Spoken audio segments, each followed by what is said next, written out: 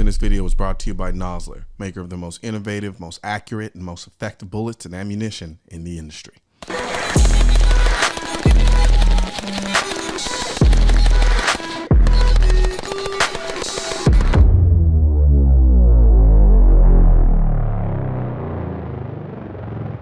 All right, so this is the LVOA-C from War Sport.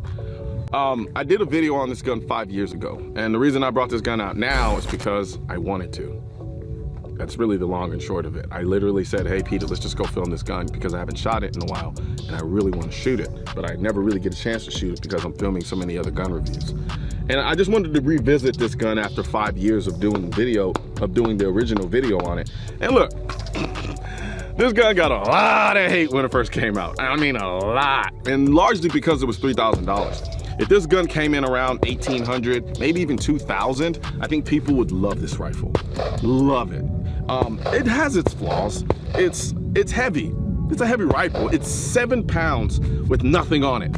You put this loopholed LCO, these imbus trashy ass plastic, imbus iron plastic sights, which honestly, I mean, I grew up using these, so even to this day, I still kind of like them.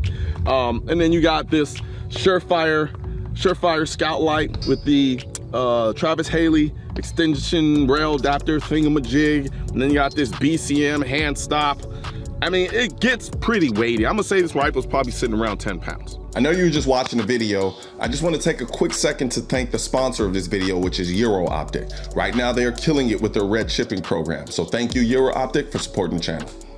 For all the faults, it follows it up with a positive that honestly, you have to shoot it.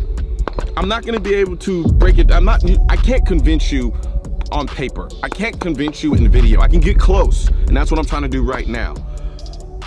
But getting the rifle and shooting it, totally different story. It's overgassed. It's heavy. You got this weird bondage paracord stuff. You have a freaking comp rail system that honestly you can't do anything with because you can't suppress it. And what else is wrong with this thing? It's expensive. It's expensive as hell. $3,000. Even today, especially then, that was like bloody murder. The only rifle that could get away with that price point back then was the HK MR556. And that's another thing I want to talk about. This gun is solid, man. And that's the one thing that you can't communicate in videos, because a lot of ARs, you get them and there's some play.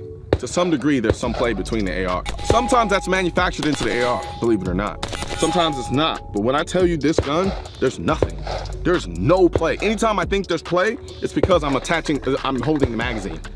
It just does not move. And you cannot begin to express how much better the shooting experience is with the rifle that has absolutely no play. I'm sorry, it just adds to the shooting experience. It makes it that much better. And that's the one thing about this gun. If you look at it on paper, it really comes across as just the sum of its parts, but it's not. It is it's a rifle that they put together thinking through all of the aspects of what they wanted to do. And I know they call it the LVOA, which is like low visibility stuff. They justified all the bullshit on this rifle on some from a tactical perspective. No, I don't have any evidence about this. I personally believe they said, let's create a really cool rifle and charge out of the nose for it. And they did that. And then they came up with stupid nomenclature like LVOA, low visibility operating application, whatever the hell it stands for. And they justified it. The Paracord is to help with, retaining your cords and things like that. And it does a great job. It's a lot easier than, wrapping rubber bands and all that other stuff around it. It works great. The funny thing about it too is this rifle runs hot. It does. It runs hot if you shoot it quite a bit. But here's the beautiful thing about it. I don't notice it. The reason why I don't notice it is because I have my hand stop here. And then when I wrap my hand around, most of what I'm touching is the paracord. So it actually does help mitigate the heat. And then if I'm running on my pressure switch here, so the only things I'm really touching contact-wise is my switch, paracord, and all the stuff that doesn't get hot. So even though the gun runs hot, it stays cool in my hand. This comp is very good, and it's annoying because it's super loud and it's dirty. As you can see, it looks like a honeycomb hive or whatever the hell you want to call it. But it works. And it honestly looks cool. I haven't seen a comp. A lot of comps are ugly as shit. I'm just gonna put them out there. They're ugly, they look functional. A lot of them work, but they're ugly. This comp actually looks pretty dope.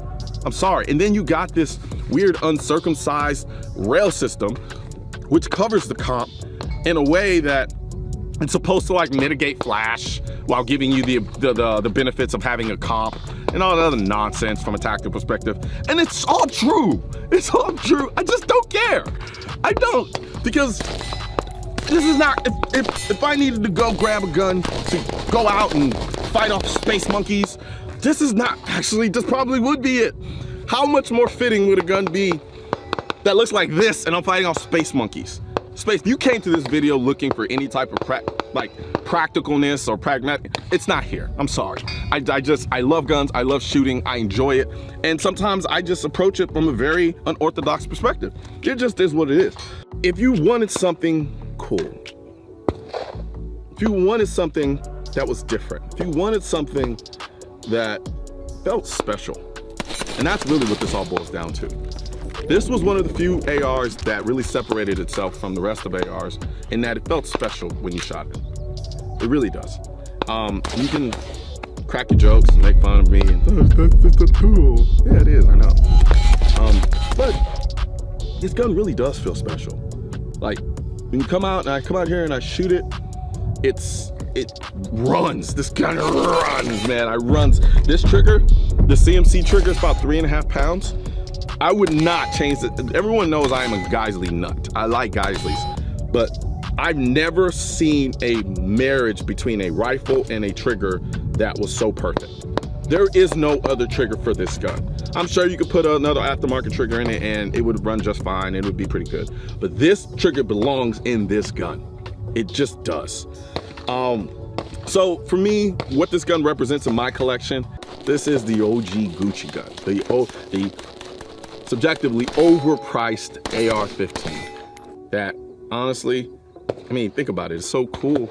The only versions of this you'll be able to find are the airsoft versions. So, you know, it's been 5 years. Just want to come out here and talk about it, shoot it some and just bring you guys along with me.